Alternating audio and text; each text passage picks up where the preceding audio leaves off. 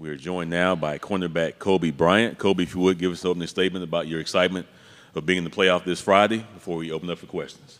It's definitely a blessing. I just want to give a shout out to God. Without him, none of this would be possible. So I'm definitely excited.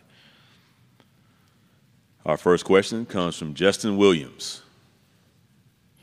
Hey, Coby. There was some talk yesterday from the Alabama side about them feeling like the underdog this season.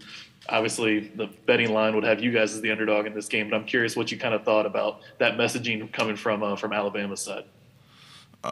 They have their opinion, so I just really don't pay attention to the outside noise. I'm just focusing on the team and how we can get better each and every day. So I really don't try to pay attention to the outside noise and just stay locked in and be the leader I can be for this team. What about you personally? Do you feel like you guys are the underdog in this game from your perspective? Like I said, I try not to pay attention to being the underdog or who says what. Like I said, I just focusing on being a better leader for this team and going out and executing and have a great game on Friday.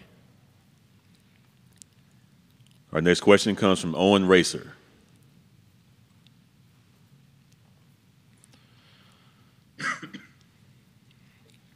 Can you talk about what you're seeing in Jameson Williams' film?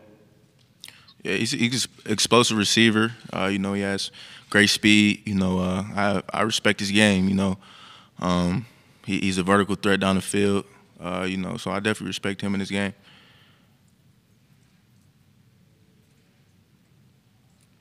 Next question comes from Joseph Hoyt. Hey, Coby, this is Joseph Hoyt from the Dallas Morning News. A lot has been talked about Ahmad Gardner's development, going from a 150-pound wide receiver to being the corner he is today. I'm just curious from another corner in the room, what was he like when he first got there? Could you kind of see the talent pretty immediately and then just see that a little development could take him a long way? Absolutely. I saw it from day one. That's kind of why me and him have such a great relationship. From day one, I took him under my wing, as my little brother. I saw it from the first day he stepped on campus, and just to watch his growth from day one up until now is impeccable. I actually just complimented him on that not too long ago, just to see his body change and him getting faster, stronger, bigger. It's definitely been fun to watch and be a part of. And one quick follow-up. It kind of seems like a lot of you guys have been talking all season about how to block out the noise, and it seems like that's a really important thing for you in this team. Was that something maybe as a team you guys talked about in the beginning of the season? Can you maybe trace that back to somewhere? Absolutely. That was the message from day one. We're all we got, meaning, the team is all that matters right now and just staying focusing on how we can get better each and every week. I always go back to, the famous quote of Coby Bryant, the job's not finished, and that goes from day one up until now, so we're just staying humble and hungry. Thanks, Coby. Next question comes from Charlie Potter.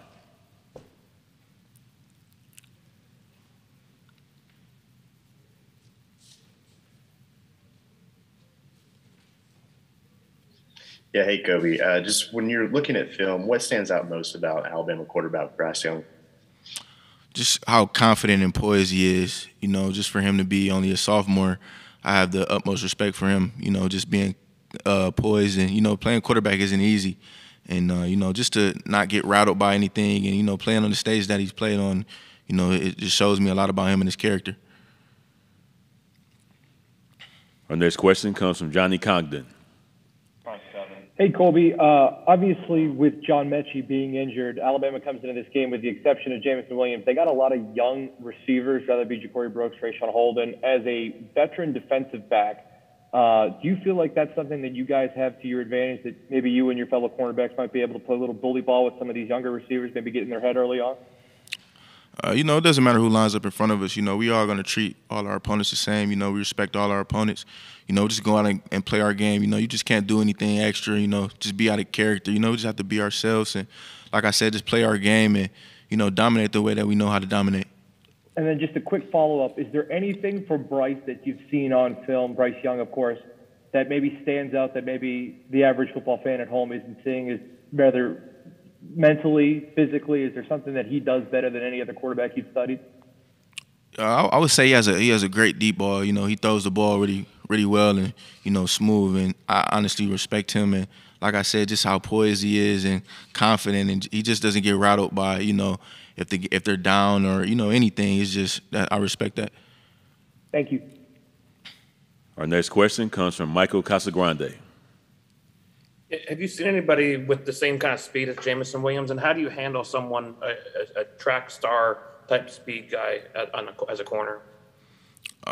We face speed every day. We have fast receivers ourselves. Tyler Scott, Trey Tucker. Even Mike Young. He has speed. Alec Pierce, obviously. So we face speed every day. So just like I said, just playing our game and being confident. We just can't get out of character for someone being fast or anything. Just being ourselves and, like I said, just dominating the way that we know how to dominate. Thank you. Our next question comes from Dan Tortora. Just what you can say about, I asked your teammate about a chip on your shoulder, feeling like the underdog. Do you guys get a sense of that from the outside in, obviously, but the inside out? Do you ever view yourselves as underdogs, especially in a game like this? No, I can go back to, having a chip on our shoulders, absolutely. That's what Coach Fick preaches from day one. That's the type of guys that he wants on his team. And, as a leader, you just try to pride yourself in being a leader for the team and, just telling those guys, there's always more work to be done and, just going out and being great on game days. Our next question comes from Joe Daniman.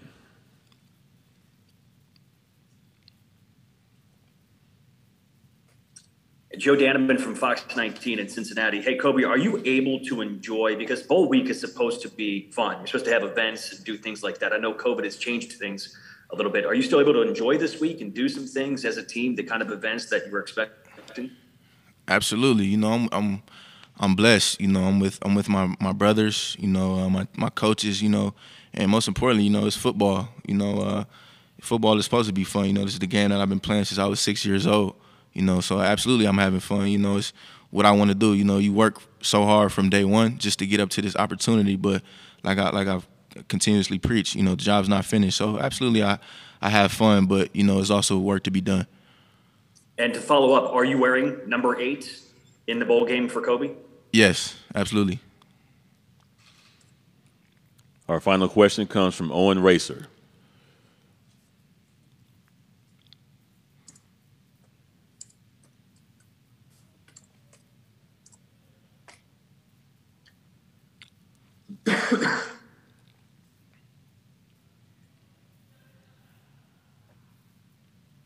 Owen, go ahead with your question.